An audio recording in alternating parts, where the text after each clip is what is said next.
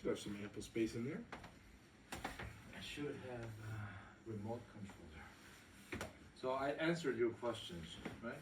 Okay. It's good? Yes. Yes. Very good. Okay. So, did you not read at all this book? No, I don't have the book yet. I didn't even know it was physically available here, so I knew I was gonna have to wait a little bit. But I was gonna do like maybe like Amazon Prime shipping to get it in 2 days. But if it's at the bookstore, I'll hop on over there and just go back. Maybe the first section is very difficult Like what? Like For a me? difficult read? and boring.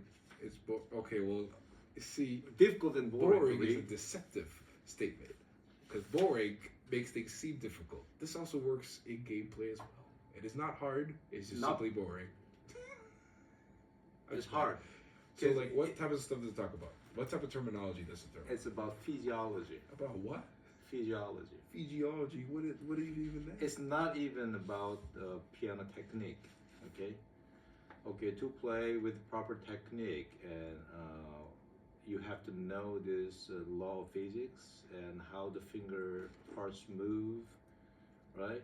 Or finger extensor or flexor, how they work into piano playing, and then Okay, that's valid. what kind of terminology is proper. Like for example, one pedagogue in the history, he used the term relaxation, or many people, many pedagogues toward the end of the 1800, Yeah. toward the turn of the century, Mhm. many people use the term relaxation, but one pedagogue, his name is Ortman, he was against using the term relaxation, because when you play piano, Yeah. the relaxation of muscle is not what really happens. You have to play piano with a certain muscle tightness, Mhm. right? That makes sense. But if there's over tense, Uh-huh. and then you cannot move properly, or if it's totally relaxed, it's more like that person, right? So One way to- that kind of thing. So here, the reason why I say this first section was boring to me, but still I try to understand this. But first, I don't know a lot of those terminologies, and I don't know this level of just breaking down to every detail of movement.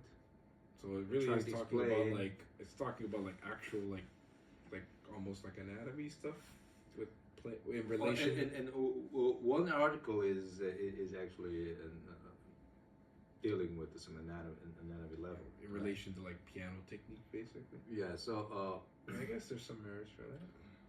if I gave a proper analogy, it's more like this. Not you're a cook, right? And when you cook dish, right, a dish, then you follow a certain recipe, Mm-hmm. and then after recipe, the outcome should taste good. If outcome tastes good by a certain recipe, then it's a successful. Mm-hmm. And of course, the plating and the looking should be good too, right? Yes. But every cook does not have to know how this food combination reacts in a chemical way. Why if I mix, Right. flour with this thing doesn't Right. do And that. then- It just does it. Yeah, what kind of chemical reaction happens in there, and then how the sweetness comes up, and how this saltiness happens with that combination, or how the savory flavor Mm-hmm. happens with that. The cook doesn't know about this, right?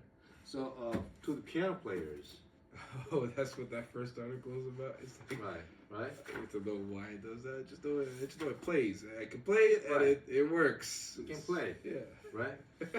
So that's why I from that sense I say this part, the main section, the first section, is kind of boring to me, and it's hard to understand. I have to read and read again. Well, to understand that explanation. I'll keep of that the in mind law of as I physics. read it. Because I feel like Probably it may not be too hard for you, but I have a lot of barriers here. But anyway, I read through and I developed some questions based on my reading, and I kind of understand, but I'm not in 100% in the full understanding. Sometimes it talks about the importance of. I would imagine that type of thing would talk about weight distribution. So probably in talking about anatomy would help me understand weight distribution between fingers because there's more than meets the eye. It's like us walking around with our heads, and then you hold a bowling ball, and technically, like a bowling ball is a good reference for how heavy your head actually is, but it don't feel like that. But you know, nevertheless, we have a very heavy thing that we carry. Same thing for phalanges. You know, for all I know, my finger's way more than what is perceived by me, the finger holder. So probably some anatomical, is that the word for anatomical explanation? Might intrigue me a little bit just because of how I was taught to play keys. Like it wasn't just simply kind of like, this is the technique and this is what it is. It was like a kind of like a demonstration through other means of like weight distribution and So positioning and stuff like that. as pianists, we are much more on the art side, musical side, than the physiological side. We're not scientists Yeah. who need to explain what's happening, but we are on much more on the musical side. Yeah. With the score, we are talking about how to play, right? Stylistically, how to play with good sound. But a lot of teachers, including myself, don't have any resources to explain when it comes to students' injury, Oh. right? Like we're tensing up, or we gotta like go in here and cut the nerve. My teacher was actually very passionate about it because she had a friend instructor that suffered from that, or he got lucky. His fist closed up from doing a bunch of strenuous playing. So one day, like he couldn't open his right hand like ever. So he, of course, during that time, he's taking a bunch of left hand concerto stuff. But then one day, it actually did like it opened, but after some kind of weird relaxation thing that he had done, like it wasn't intentional. Like that wasn't his result. He was just trying to relax his nerve or whatever. And it did come open. And I forget the name because he technically came up with some of the name. But yeah, so she's always good about like making sure I didn't over tense the hands because she's like, you don't want to look like you were basically a suicide attempt. That's what she always told me. You don't want to look like you attempted it because it's going to leave a scar right here. So, yeah. So already here, many teachers, including me, we use the term relaxation a lot. And we generally, we say when students play with tension, relax. Relax. But it's very vague. I see. Right? And that doesn't really come to any solution. And when the student comes to like a tension, and the tension eventually leads to the injury. Because performance injury is a huge part in piano pedagogy. Performance anxiety is another huge part in performance. Those two areas, away from just learning the piece and playing the piece itself, those two are very important, very critical areas. And some people have passion about it, and some people are really digging into those areas. Yeah. But when I have students with those issues, I usually shy away from that. Oh, I'm just piano teacher. I'm not a medical doctor, and that way I try to shy away because first I don't have any knowledge on it, right? And I don't know what's exactly happening, right? And then the third, well, it's not really the part I'm teaching. I'm mostly focusing on art, on the actual piece, the piece right. itself. I'm not a doctor. I'm not focusing on physiologists, right? So I justify myself. Right? Oh, I'm not doctor. Well, proper form will keep you from injury. So I mean, if you're teaching them like that, like I didn't feel like you were teaching me any improper form. In fact, you're teaching me not to be too stressed when it comes to playing into the keys, like making sure it's not just all fingers and make sure it's not all arm. That also comes with like that plays a part into it. It's like it may not be directly like you're not doing it to prevent an injury, but like telling them to practice good habits also leads to preventing. Right. Good. So without knowledge, you cannot even give any advice on the proper practice. Right. Well, I mean, right? But to practice, telling how to practice is really big, important part of teacher, right? But usually the teachers at high level who teach at Juilliard, let's say, and Peabody, or any known like a jazz school like Berkeley, I don't right? know all the jazz schools like that. Right? But anyway, Yeah. the teachers who teach at high level, they teach either highly talented They're students teaching or like already like most Yeah. experienced students, right? Yeah.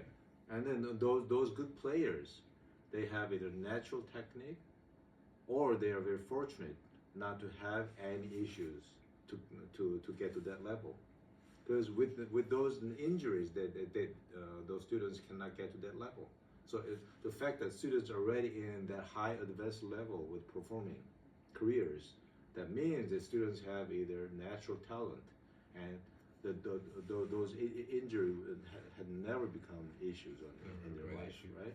Or the students came up with their own solution, and somehow, fortunately, they came with the solution, and then that the solution corrected them, even before coming to this teacher.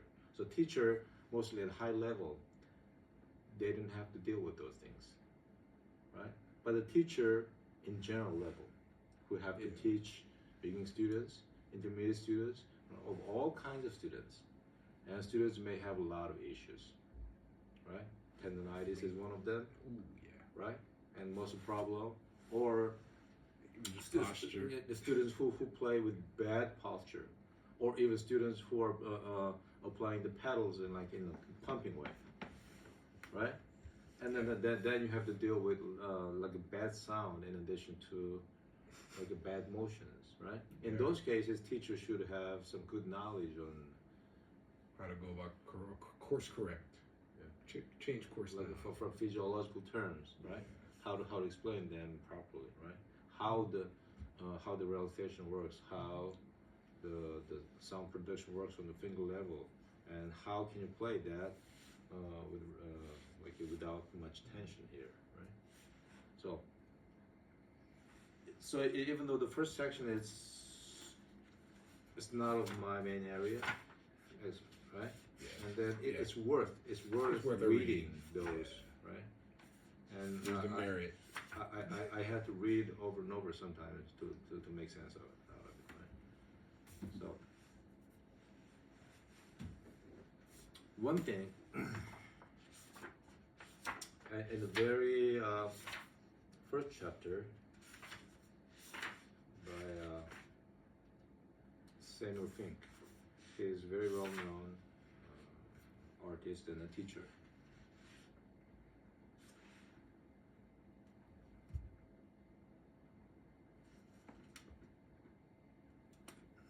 The terms that I will bring out. Do you know the word key betting? Key betting? Yeah, key betting. Like in relation to a piano? Mm-hmm. I've heard the term thrown around. We know the key bet. Key bet, Where right. the key bet is, Where right? the key actually will And where it strikes. very bottom of the key. Yeah. So if you push the key all the way down, Yeah. then the key can reach the key bed, right? Yeah. And usually when the key reaches the key bed, that's how you produce Make the hammer come up. the full sound.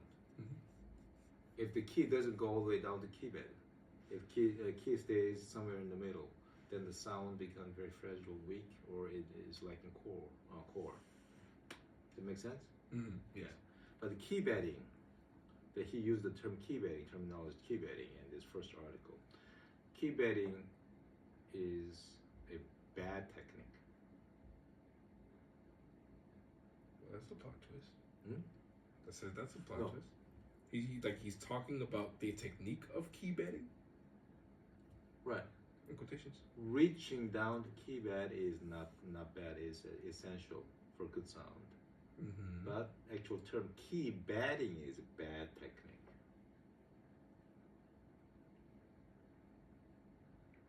Okay. So, what key betting is the student doesn't know how the piano mechanism works, how the sound production works properly, So student just simply force down into key, trying to produce loud sound. That's one of the key betting, right? That makes sense. Try to make loud sound. The student just forces down the key. Key betting, right? Okay. With great tension over here, and the student may get a full sound. That sound definitely has a core, That sounds a little harsh. harsh sound, right? So key Yeah. betting, in that sense, that key betting is very bad technique, right?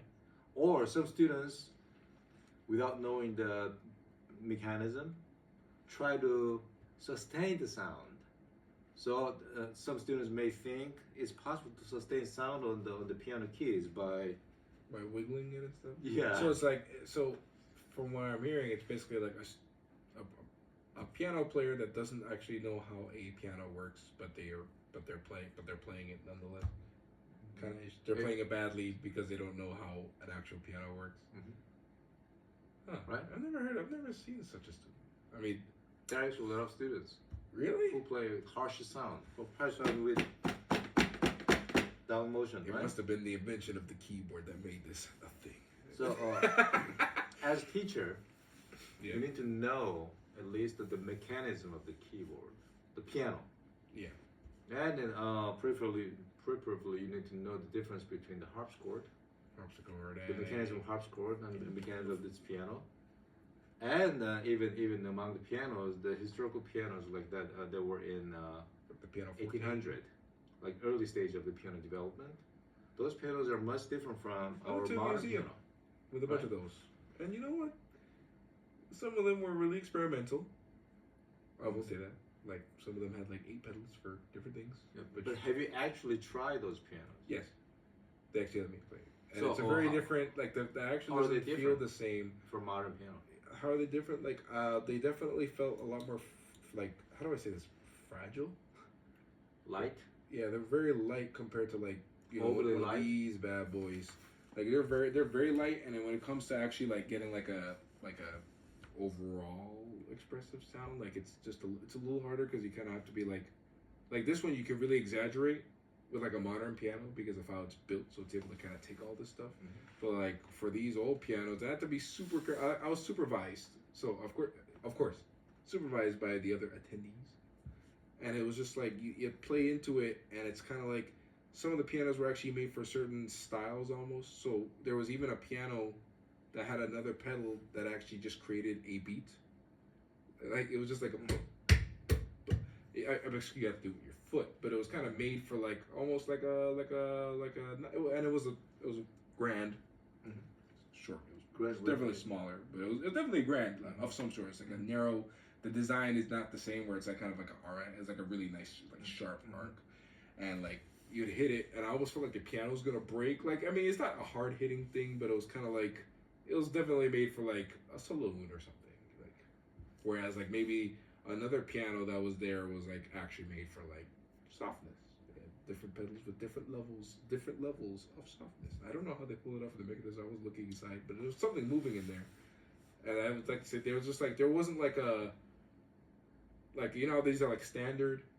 Like these are like you get a standard, like not a standard Steinway Duns because they're handmade, but you know what I mean. Like there's almost like a standard for how like a piano looks, and there wasn't really like there was a lot more artistry back then with how a piano would look. It was almost like personalized depending on where you got it. I thought it was really cool. Yeah, so when you actually see those historical pianos in museum, then you get great insights, right? Yeah. So, yeah, try to retrieve those memories, and if you have ever seen the harpsichord, Mhm. well, the harpsichord I played one. key is very shallow. Oh yeah. Keys are very light. Because Right. it's just a plucking. And actually, if you see those piano literature or the keyboard literature that Bach and those Baroque time composers or performers did, It makes perfect sense for harpsichord. the pieces are not in fast tempo. No. I mean, when you think of a Chopin etude, right? The pieces are really fast, tempo-wise, right? But they couldn't play the fast tempo on Because it harpsichord. had to it's not like it's not hitting a string, it had to pluck it, so it had to come back down, right? Well, yeah, but because that mechanism also in the sound is very much reverberation. It is reverberation, right? So if you try to play one passage in the fast tempo, then they all in. mess up together, right? Yeah. Yeah, so culturally and as a result of the instrument, right? Stylistically, in the Baroque period, you can't really find a piece that was played that fast tempo like Chopin etude. Right? I never thought about it. Right, you couldn't play that fast tempo. So during this time, you didn't need to play in a fast tempo, and there's no such piece that needed to be played in the fast tempo, right? And then the keys were light, so actually your isolated finger technique, that's enough, right? That's enough. Wrist almost works against me whenever I play harpsichord because it's like it involves the whole hand, but it's not as subtle as like on piano you can kind of like get that shape in there and the keys will kind of like conform, but like on a harpsichord it's like since it's sitting on the string, like you actually get a resistance as opposed to using a finger technique.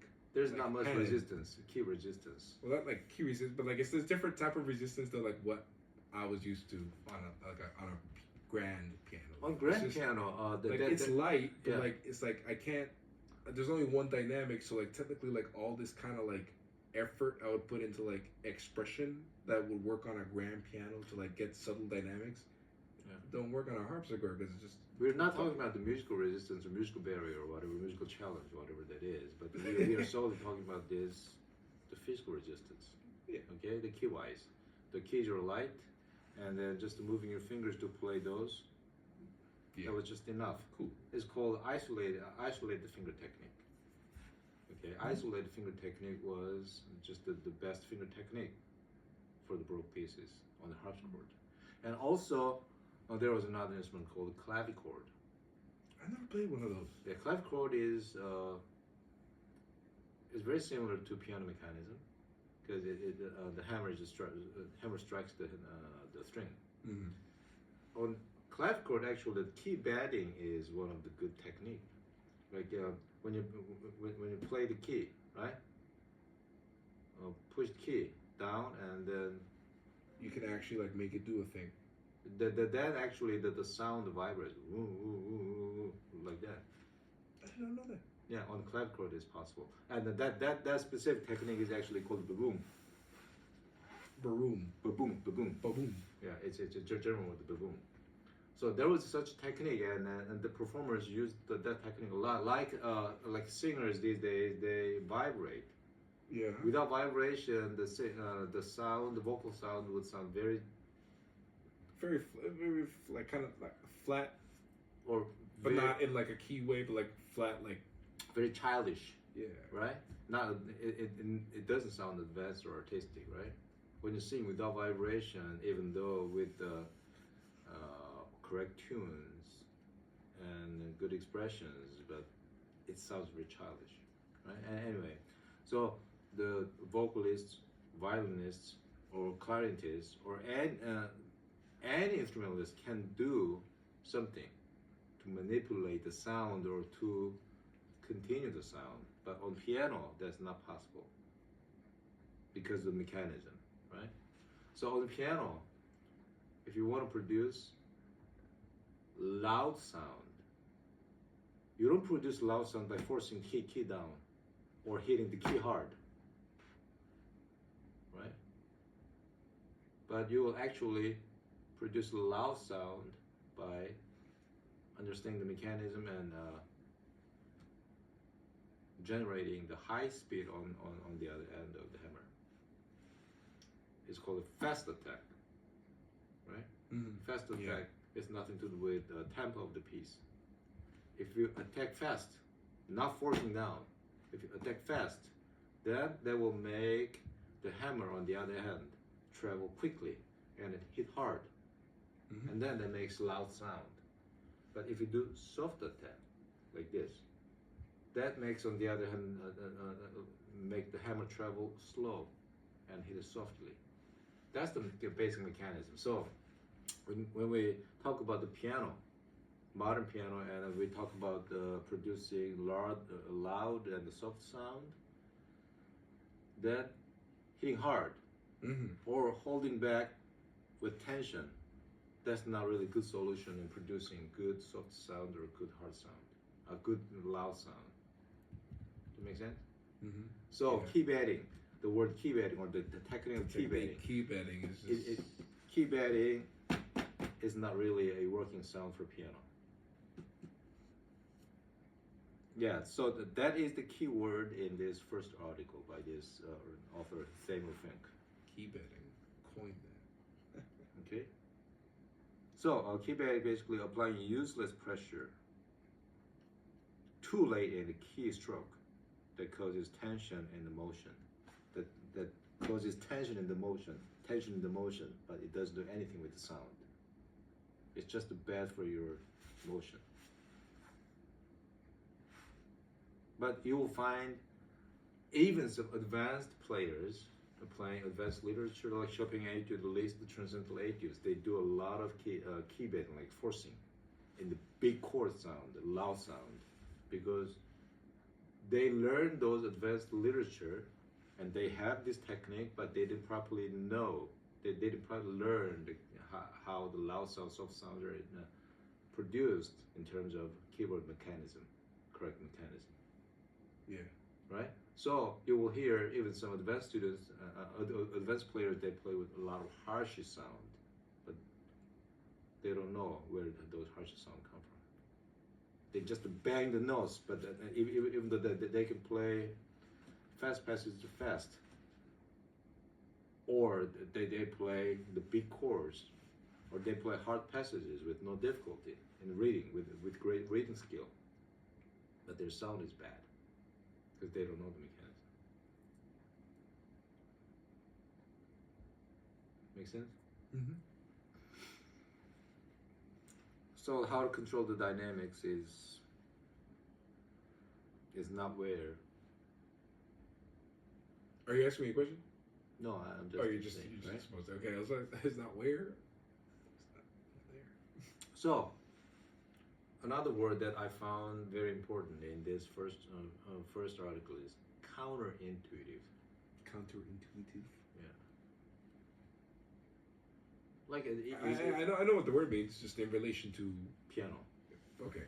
Exactly. The violin player, the clarinet player. Yeah.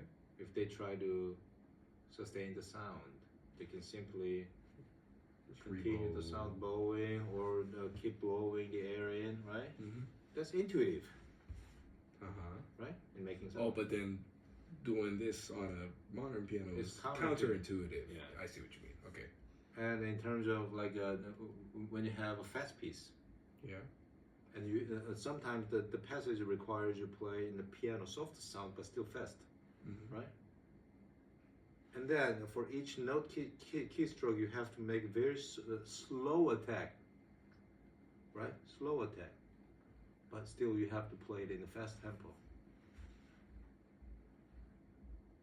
To the beginners to the ones who don't know the mechanism, doesn't make sense. It's counterintuitive. It makes sense? Yes. Right? And the key bedding doesn't work. It's Their counterintuitive. efforts would be very feckless. Yes, it's counterintuitive. So in piano playing, with the piano itself, the instrument itself, it's against people's intuition in a lot of ways. Yeah. That's one of the things that makes the piano learning very difficult.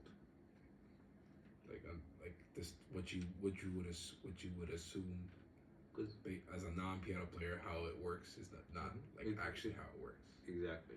Yeah. Right. And then there's some other areas outside music or athletic. There are some intuitive sports that they're also counterintuitive sports too. Like badminton and tennis. Oh, whatever that is, right? If you've experienced. But so, So piano is one of those kinds. Mm-hmm. Then how would you teach the concept effectively as teacher? The first, as teacher, you need to know the mechanism. I feel like it's much easier to teach it when you have a grand piano because you kind of just peer inside as you explain it. But then, like, you know, if you're teaching on like an upright, No, with the upright grand piano, the mechanism is all the same. I mean, yes, but well, the Una quarter pedal is different. No, I know that's an exception, but like, you know, this one, like, it'll shift, and then on that one, it just makes the hammers go closer, as opposed to actually shifting the string. But yeah, that's true, and the location of Una quarter pedal is different. Yeah.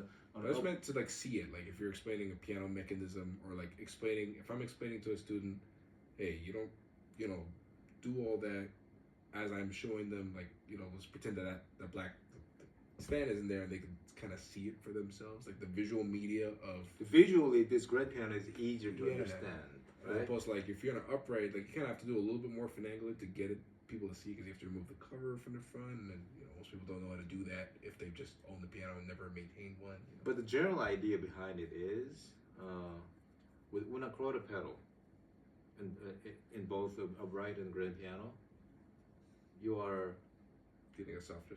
You have mechanism to block a certain sound, right? Mm. So with this, if each key has 3 strings, right? Mm-hmm. And then by shifting the keyboard to this side, and then you're only playing that one, and then you're just removing that one, right? Mm-hmm. It's one way of removing the sound. Yeah. And percentage-wise, this is like 6% of sound, right? On the upright piano, it's the felt. Mm-hmm. That comes out and block this sound while the other two are open, right? Mm-hmm. It's the same mechanism. Ish. Right? Kinda. Yeah. You can also feel the hammers work differently too. Like the hammer action becomes slightly more, like it's like slightly easier. There's less resistance because you can feel it, like as you press it, it gets like it's closer to the key. But I don't know how all uprights are really made, but I just know the ones that come downstairs, they and even in the modern pianos, between uprights, there could be a slightly different mechanism. Mm-hmm. I mean, we've become better at making things smaller. So. Yeah, but in grand piano, I think the general mechanism is the same. Anyway, right? Mm-hmm. Oh yeah. So, but the important thing is on piano, the sound decays immediately. Mm-hmm. It's slower than the harpsichord. Harpsichord sound decays instantly. It goes away. But with piano, you have other mechanism like the piano pedal. Or in the piano, even key itself without the pedal, still slightly more than the harpsichord. Right? But still, the important thing is sound decays quickly. Mm-hmm. Right? So there's no way you can continue the sound on the key level. That make any sense to do it. Without using the pedal. Mm-hmm. Yeah. So all of these are very counterintuitive.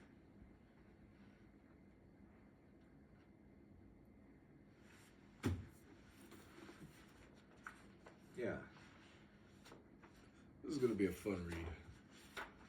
So the first chapter, the first article, actually it's good. It's easy to understand because it's more closer to our general understanding. But the second chapter, second article is about history. So how the piano pedagogue, well, the piano was fully developed around 1850. Okay. Like piano was first invented in 1704 by Italian maker Cristofori. The piano was not much different from harpsichord in terms of the lightness of keys and the size, or the expression of the octaves. Mm-hmm. And now around 1850, around piano, the range expand to like our current range, like is it 88 keys? 88 keys. But before, the pianos owned by Beethoven, Mozart, they usually had less than 64 keys. Yeah, right? They were very tiny. and yeah, Low pianos? and not tiny, but like Like, for you know. 4.5 or 5 octaves only. Yeah. And actually, if you see Beethoven sonata, the early sonatas, or Mozart sonatas, They have the parentheses for the notes that technically did not exist at the right? the moment. But actually, almost all of them, or all of them, can be played within five octave range. Mm. You don't really need go down to bass or the high, like high range, like Screeching territory, with, yeah. with multiple leisure lines, right? But the show when The when it, C6. when it comes to Chopin, Mhm. Liszt, Yeah, they got that full. yeah, They use the or full. even Chopin nocturnes, you cannot play those Mhm. in small range, right? So, but the piano was fully developed to the modern shape around 1850, and around 1850, the artists or the teachers started to think about, oh, this is totally different animal, different kind of harpsichord, totally different harpsichord. Mhm. And how can we play this properly, correctly, efficiently? And then that continued. Wheels were turning. Yeah, yeah, in a lot of people's mind, right? I'm not talking about those virtuosos who gathered in Paris, the culture center of the time, and they showed off their technique. They're, they they either didn't know how to play them properly, but they had natural technique.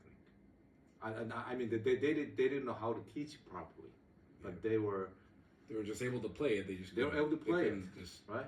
really relate. Somehow they could play it so naturally, so smoothly, and without tension, so right, effectively. But they don't know how it worked, right? Yeah. But again, we're not dealing with high level, highly accomplished performers with natural technique, Intermediate then. right? Yeah. So, and then from there, we had a lot. There's a history, evolution of piano pedagogy, right? So, the first name, I think the Ludwig Deppe. He was almost the first pedagogue who started thinking about playing efficiently on the keyboard, the modern piano, and then that was 1885, not in the beginning of 1800s. So the piano was invented. So our modern piano design 1850. But then it's not until 1885 that there's an actual like Someone true, who someone developed the truly thoughts, like understood and on this pedagogical thinking, right? that's a good what But the 30 some Yeah. years, right? the one thing out of all his theory, right, whether the big part of his theory was wrong or effective or not correct, right? A lot of those pedagogues in early time, like in toward 1800, at the end of 1800 and beginning in 1900, they didn't have a proper concept, or they didn't use the proper correct terminology on in terms of physiological aspect. But still, the Deppe, Ludwig Deppe, he found out this one thing. Oh, on the piano, isolated finger technique doesn't work. That's huge discovery.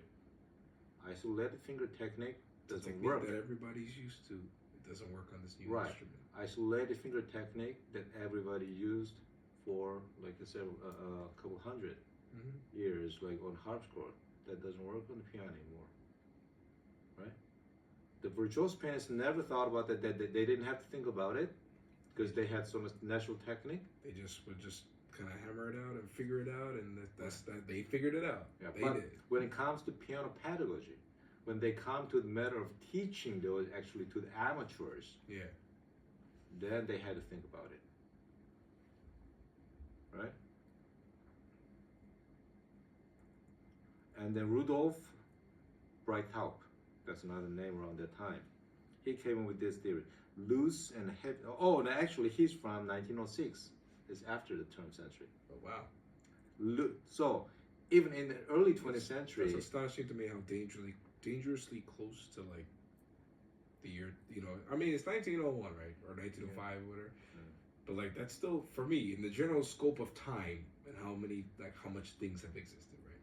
It's still really close to where I was born. So Only 100, almost 100 years prior, only 100 years prior, yeah. did they really start to figure it out. Yeah. But they didn't figure it out correctly. I mean, This person, Rudolf Breithaupt, he said, "Oh, loose and heavy arm technique and relaxation. That's the key." That's bad. But after that, a person called Ortman in 1925, right? And he said, Dangerously close. how can you get your arms or fingers fully relaxed and to play properly on the keyboard? The full relaxation only happens with the dead person, That's one way to put it. right? So relaxation is not really a good term, right? And anyway, with their thoughts, with their principles, their own principles that they developed through their experiences and insights, a lot of them wrote their own method books, right? So even up until year 2000, we still have people figure it. That probably explains why a lot of the virtuosos that I would see growing up, like some of them would have some unusual, like, especially in jazz realm, actually. Like I mean, classical realm, like proper. Yeah, but when you think of jazz pianists, phenomenal jazz players, like Actual phenomenal ones, like Oscar Peters said, like he was actually classical training, he had proper technique. But then you have like an oddball like Michael Petrucciani.